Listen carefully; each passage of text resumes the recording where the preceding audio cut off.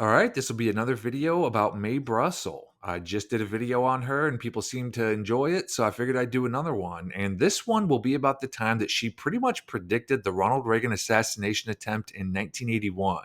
She talked on her broadcast on March 29th, 1981, that there was this huge power struggle going on in Ronald Reagan's administration, and she predicted that it was going to get serious enough that people would start to be killed off. Then on March 30th, 1981, the day after her broadcast, Ronald Reagan was shot in an assassination attempt and he nearly died.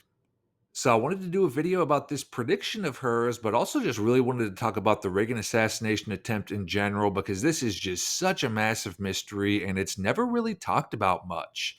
There's millions of things out there about the JFK assassination, the Robert Kennedy assassination, Watergate, all these mysteries, but no one ever really talks about the time Ronald Reagan was shot and nearly killed. And this Reagan assassination attempt is honestly just right up there with the JFK assassination in terms of all the mystery and strange things surrounding it. And I'll be playing some clips from Mae Brussell. I just did a video on her, but if you don't know her, she was a researcher of political conspiracies and assassinations who had a weekly radio show that broadcast for 17 years from 1971 to 1988. She was described as America's number one conspiracy theorist, but she wasn't just making random crazy stuff up. She claimed that she read 10 newspapers a day and had read over 200 books on the JFK assassination alone, and she went really hard into exposing all the strange things going on with this Reagan shooting. So we'll get into it. And Mae Brussell first started really talking about a power struggle that was going on in the Reagan administration on her March 29th, 1981 broadcast. She titled the broadcast, "When Will the Bullets Start Flying?" Ronald Reagan had only been inaugurated 2 months before this, so his presidency was just brand new. And there were a bunch of news articles that talked of this battle between Alexander Haig, who was Secretary of State, and George Bush, who was Vice President. They both wanted to be appointed head of the foreign and domestic emergency crisis management teams. So, this is the team that if a big crisis broke out, either foreign or domestically, an attack, a bomb, whatever, this team handles all government action during the crisis. So, it could have had a ton of power. And Mae Brussell believed this power struggle was really a battle between the CIA and the DIA, the Defense Intelligence Agency, to control the Reagan White House. Most people know that George Bush was director of the CIA before he became vice president, so he was CIA. And Alexander Haig was a military guy who'd been involved in politics forever. He was chief of staff for Richard Nixon, and he was vice chief of staff for the U.S. Army, which is the second highest ranking Army officer. He had a very long military career, so he was straight DIA. They both wanted to head up this emergency services team, and on March 24th, 1981, George Bush was appointed head of the team, and Alexander Haig was really pissed off about that. So I'll play a clip of Mae Brussell here talking about that. There's a lot in the news about the backfighting and the stabbing going on, the anger of Alexander Haig, and I've avoided talking about him for a few weeks, but I guess I have to mention him at this time, as repulsive as it is. Alexander Haig is mad. He wants to be head of the emergency contingency unit. He wants to control foreign policy, and he also wanted to have total control of domestic policy. But there were a couple of incidences last week that I think stepped in his way. I think he's moving too fast, too far. There's too many of them taking position, but he really, I think because of what he knows, went on all these years through the White House and being there at the height of Watergate as well as every other crucial period through the 60s and 70s. He just assumed that he could walk over all the new people that are in Washington right now who haven't been there that long. And it was very important to Haig to have control of both the domestic and the foreign policies, and quickly, a week early and long before he expected the decision to be made and he thought he'd be head of this team, they put George Bush in, and he was mad. And if I were Ronald Reagan or George Bush, I would be a little bit scared of this power. This is really a conflict between the Defense Intelligence Agency and the CIA. So everybody knows the CIA, but the DIA, the Defense Intelligence Agency, it's never really talked about like the CIA is. Anytime something bad or controversial happens, it seems like the CIA is always the scapegoat. But the DIA is just as big as the CIA. The DIA is just massive, and the DIA is up to the same stuff the CIA is. It's just never really talked about. And what Mae Brussell is claiming is that this power struggle was really these two groups battling it out for control of the White House. Her broadcast, When Will the Bullets Start Flying, aired on March 29th, 1981. Then on the very next day, Ronald Reagan was exiting the Hilton Hotel in Washington, D.C., and the assassination attempt happened.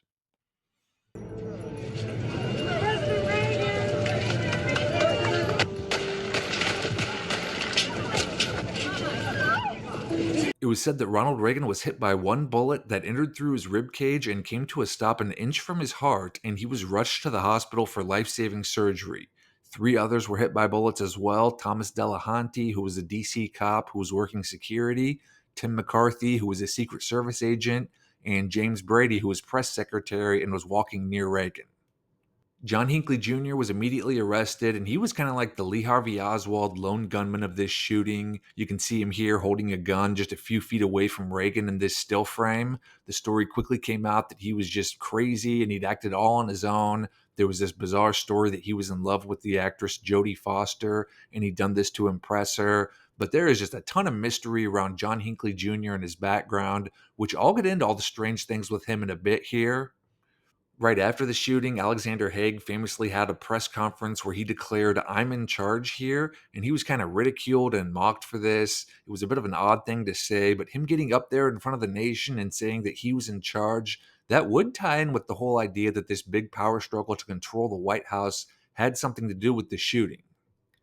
And on our next broadcast, Mae Russell talked of her prediction that the bullets would start flying. She basically said that she wasn't being passed like inside information or anything like that. She just said that she'd studied assassinations and politics for so long that she recognized the patterns of when something big was going to go down.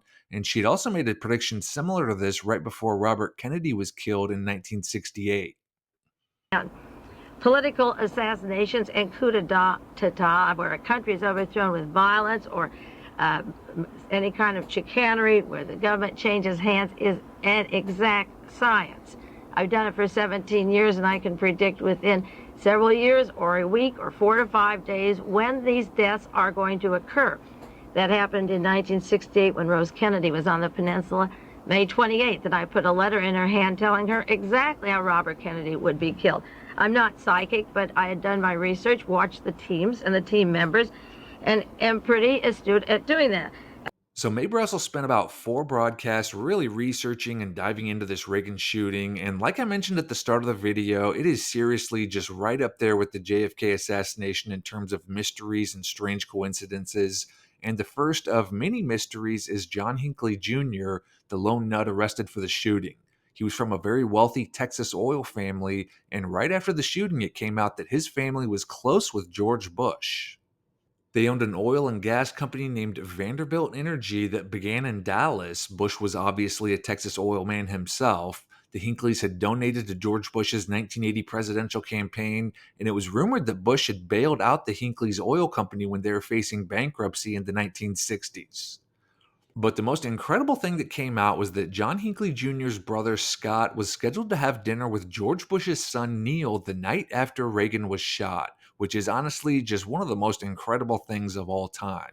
Obviously, George Bush would have become president if Reagan had died, so the fact that the Bushes not just knew the Hinkleys, but that Neil Bush was going to have dinner with John Hinckley Jr.'s brother the night the shooting happened is just unreal. George Bush claimed the relationship was being overblown and he didn't really know the Hinkleys that well. It was claimed that Scott Hinckley was the date of a girl who was coming to dinner, and this connection between the families really disappeared pretty quickly.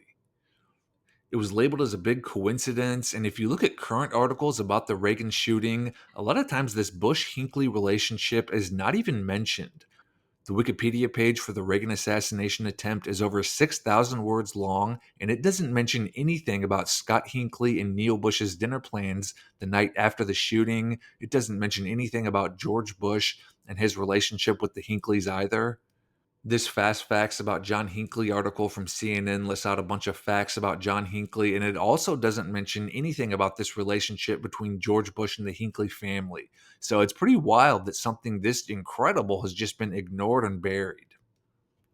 Another really strange thing with this shooting was John Hinckley Jr. himself. He has just this really odd background. In October of 1980, so just a few months before this shooting, he was arrested at the Nashville airport with 3 guns and a pair of handcuffs. And this happened on the day Jimmy Carter was arriving in Nashville to give a speech. A month before that, Hinckley was in Dayton, Ohio when Carter was giving a speech there, and Hinckley had rented a room that overlooked a convention center that Carter was appearing at. And Hinckley had also rented a room in Chicago when Carter was visiting there. Hinckley also had this really odd stretch right before the Reagan shooting where all he did was travel all over the country. Cross country flights, hotels, Denver, Texas, Ohio, Nashville, multiple trips to and from New York and Washington. He didn't have a job this entire time, and he had never really had much of a job his entire adult life, so it's a bit of a mystery about how he afforded almost a year of hotel rooms and airlines and this constant traveling. Mae Brussell and a guest of hers talked of how these lone nut assassins all have backgrounds similar to Hinckley, where they do all this traveling, sometimes all over the world, and somehow have money to afford all of this. And they also talked of how similar Hinckley was to these other lone nut assassins. Well, I think that in order to close the case within 24 hours, you have to have the motive right there. And the adjectives that they've used, which we compare, say, the Kennedy assassination tonight to John Hinckley, were used also with Sirhan Sirhan, charged with killing Robert Kennedy, James Earl Ray, with Martin Luther King, with Artie Brammer, the Wallace shooting, the SLA with their writings on the wall, or the Manson family, death to the pigs, and these notorious diaries are supposed to divert you from these lonely wanderers who go in and out of countries, who have passports, who, like John Hinckley, graduates from high school and travels for 7 years without only one arrest, and he's out in 34 minutes, staying Delta Airlines, American Airlines, the Sheraton hotels, motels with swimming pools. He's in college a few years. He's up in Illinois. He's in Washington, D.C., where he's pictured in front of the White House. Lee Harvey Oswald, the route from the Marines to home base to New Orleans to Paris and Le Havre and Finland and Moscow, and then back home, and the government pays his way. A loner rejected every time. The loner rejected. James Earl Ray's in London. He's in Portugal. He's up in Montreal. They're all over the world. I think another parallel that is obvious is the need to create a motive for these quote lone assassins. They said that Lee Harvey Oswald killed. I mean, after all, you have to have a motive, right? Lee Harvey Oswald was dead, so they could create any motive they wanted. And the official story is that Oswald killed Kennedy in order to go down in history. The history. And yet he denied, of course, the motive. This motive is so absurd because a man who wants to go down in history as a killer of a president would proudly proclaim it, yet Oswald denied it always. Now, they've come up with a motive for Hinckley. Yes. He's in love with... I guess you mentioned that in your last tape, though, didn't you? Well, a little bit. I mean, he wanted to be known as a person, historical in stature, to prove his love for her. And as she mentioned, John Hinckley Jr.'s supposed motive was that he was obsessed with the actress Jodie Foster and he'd shot Ronald Reagan to impress her. Jodie Foster had acted in Taxi Driver a few years earlier, which was about a loner who was stalking a presidential candidate and threatened to assassinate him. So another strange coincidence. But this whole Jodie Foster angle is what the media really focused on, and they talked of how John Hinckley Jr. was just mentally unstable. But what was really going on here was that Hinckley had most likely undergone some sort of hypnotism or MK Ultra type programming. He had a long history of being treated by psychiatrists, and he was taking Valium and other medication. There was also this really weird story that was later reported of how when he'd stayed in Denver for a few weeks, Hinckley would go to a payphone in front of the hotel at the same time every day and just stand there and wait until he received a phone call. No one ever determined who was calling him every day, or even how this caller knew where he was since Hinckley was traveling around so much.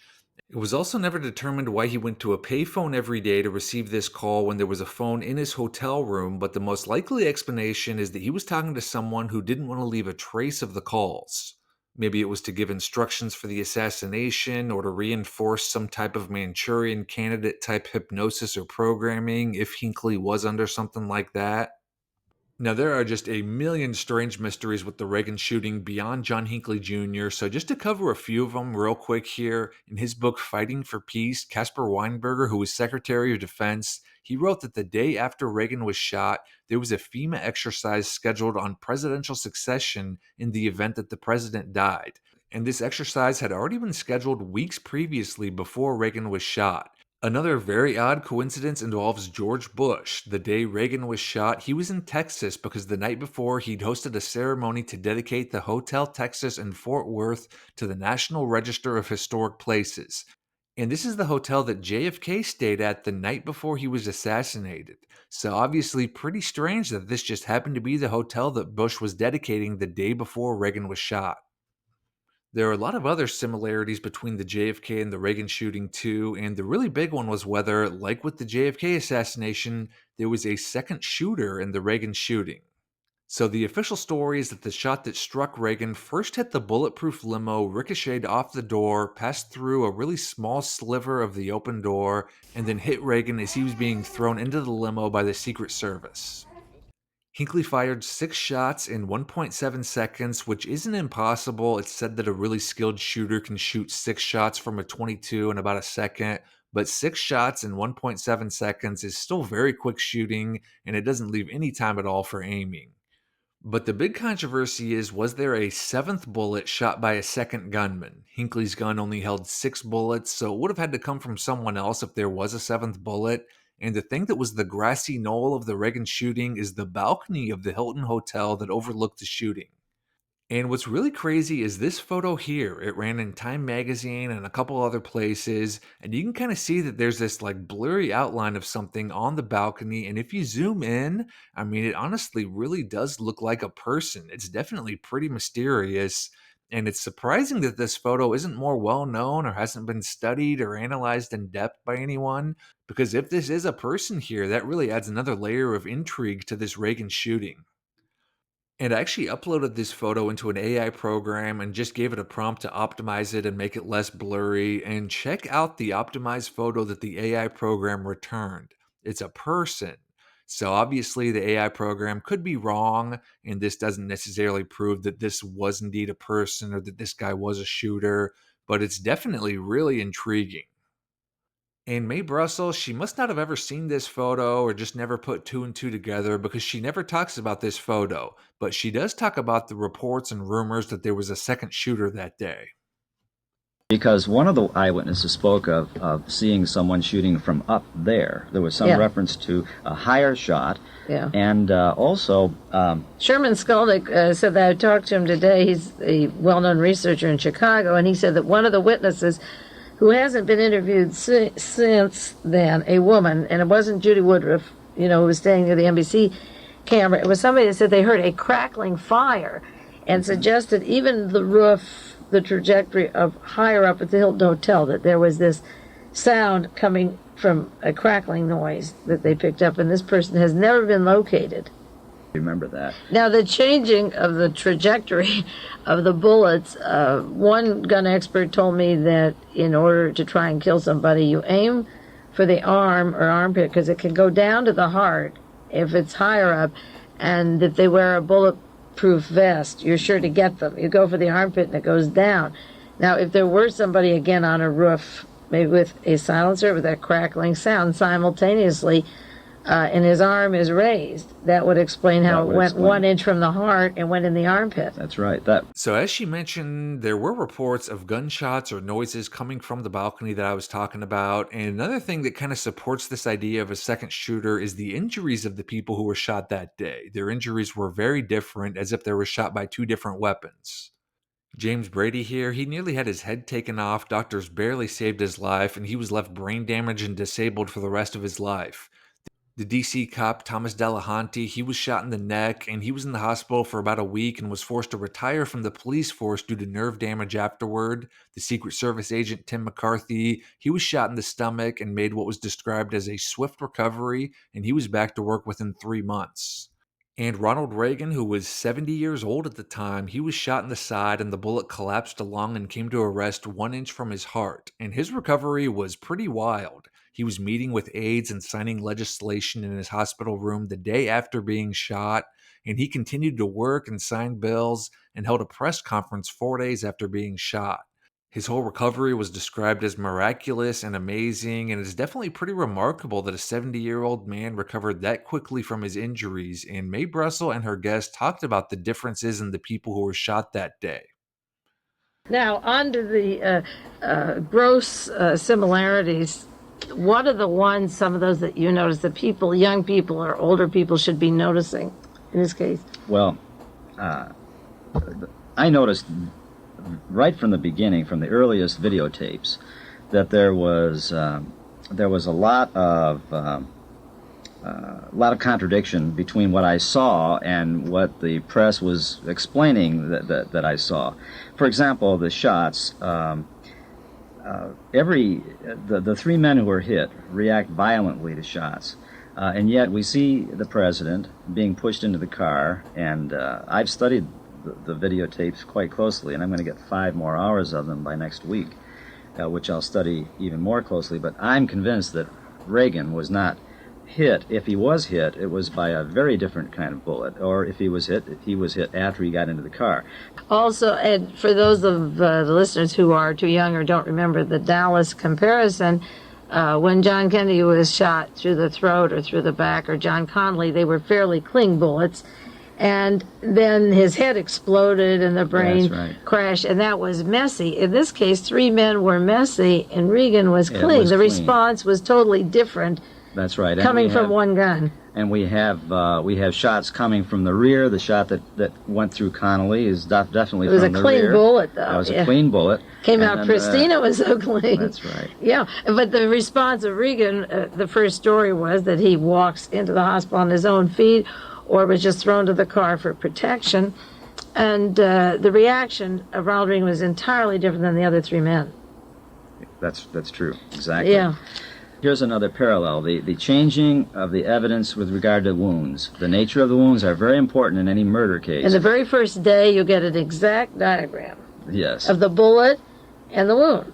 Now they say it's a ricochet. Of course, we'll talk about that, I guess, in a minute, why they had to have 6 shots. But a ricochet bullet becomes very deformed.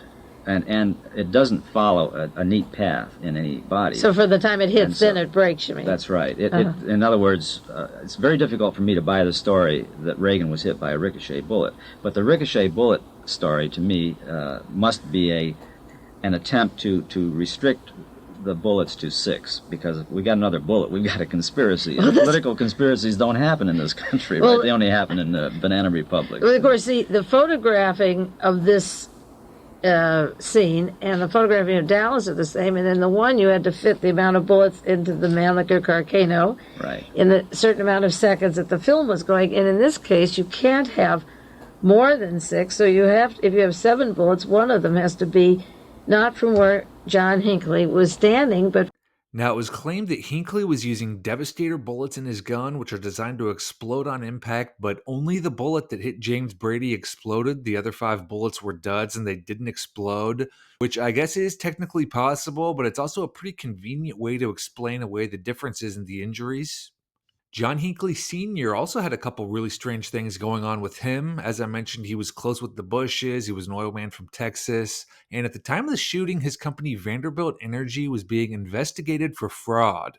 In one more coincidence, the morning of the Reagan shooting, Scott Hinckley met with 3 representatives from the Department of Energy who'd found pricing violations on oil sold by the company. The government was considering a fine of $2 million, which could have bankrupted the company, and the meeting ended an hour before John Hinckley Jr. shot President Reagan.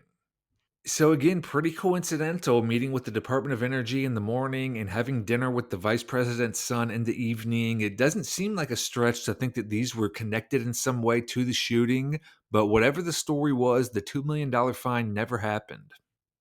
And even more interestingly, John Hinckley Sr. was also president of the board of an organization named World Vision, which is a ministry group that does missionary work around the world, but it's also been used as a front organization for the CIA and some intelligence agencies. During the Vietnam War, the US Army used World Vision field workers for spying and intelligence gathering, and it was reported that World Vision was getting millions of dollars a year from the US government for political and military intelligence obtained by missionaries. So, like a lot of these ministry and volunteer groups, it seems like there is more going on with World Vision. And also, just about 3 months before Reagan was shot, John Lennon was killed by Mark David Chapman in New York City. Mark David Chapman worked for World Vision. He worked with Vietnamese refugees at a resettlement camp on a military base in Arkansas. So, that's two very famous assassination attempts in 3 months. One was successful, and both assassins had links to World Vision. And again, John Hinckley Sr. was president of the board of World Vision. And then a couple interesting little notes before I end up here. John Hinckley Jr. was put away in a psychiatric hospital after this shooting, and in 2016 he was released. He's given many interviews since then, and he now has a YouTube page where he sings song covers. Then in 2026, the White House Correspondents' Dinner was being held at the Washington Hilton, the same hotel that Hinckley shot Reagan outside of, and there were shots fired at the hotel in an apparent assassination attempt on President Trump. So it's a little interesting that it just happened to be the same hotel. And then just a final note about Mae Brussell. So as I mentioned, she went just really hard into this Reagan assassination, and she actually had a couple strange connections to the case. Her maiden name was Magnin, and her father was Edgar Magnin, who was a rabbi in Los Angeles who was called the Rabbi to the Stars because he had such a close relationship with a lot of Hollywood actors and actresses, and he was described as one of the most prominent Jewish leaders in the nation at the time. Edgar Magnin gave the prayer at both Richard Nixon's presidential inauguration, and he also gave the prayer at Ronald Reagan's 1967 inauguration as governor of California. And Mae Brussell also mentioned how her next door neighbor growing up was Walter Stessel, who was involved with the Reagan administration, and he was one of Alexander Haig's closest allies. Mae Brussell grew up with them, hung out with them, and her mother was close friends with Stessel's mother. So I absolutely love Mae Brussell's work, but a lot of times she does have these like odd firsthand connections to the things that she talks about because of her background and who her father was. And some people are kind of skeptical of her because of this and wonder if she was like controlled opposition or something like that. She does tend to focus on this underground network of Nazis that she claimed was behind most of the assassinations and other events that went on during this time. And she doesn't really focus as much on the other groups, like, say, the Jewish group that has a lot of influence and power too, which is a little suspicious, especially considering who her father was. I will say she does criticize Israel quite a bit. She criticizes them a lot, actually. But it seems like with a lot of these bigger events, like the JFK assassination or this Reagan shooting, she always points the finger at this Nazi group. So I really do just love her work. Her research is just unparalleled. I really don't think she was controlled opposition or on someone's payroll. I just think she may have had a case of kind of tunnel vision where she tended to focus on this Nazi group that she always talks about at the expense of talking about some of the other groups that have a lot of power.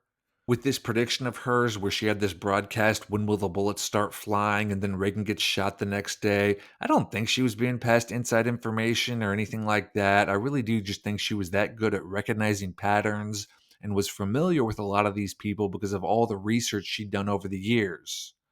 So that's the Reagan assassination attempt in 1981. Like I mentioned at the start, it's just crazy to me how this shooting really didn't happen that long ago, and it just had so many mysteries and odd connections with it, but it's just never really talked about or analyzed like the JFK assassination and some of these other events are. Especially this photo. I did quite a bit of reading on this shooting, and I didn't see anything that questioned this blurry object in the corner of this photo here. So let me know what you think in the comments. I always love reading the comments. And then lastly, big shout out to the members here on YouTube and the supporters on Patreon. Just really appreciate the support. Truly do appreciate it. So thanks again, and we'll see you soon with another video.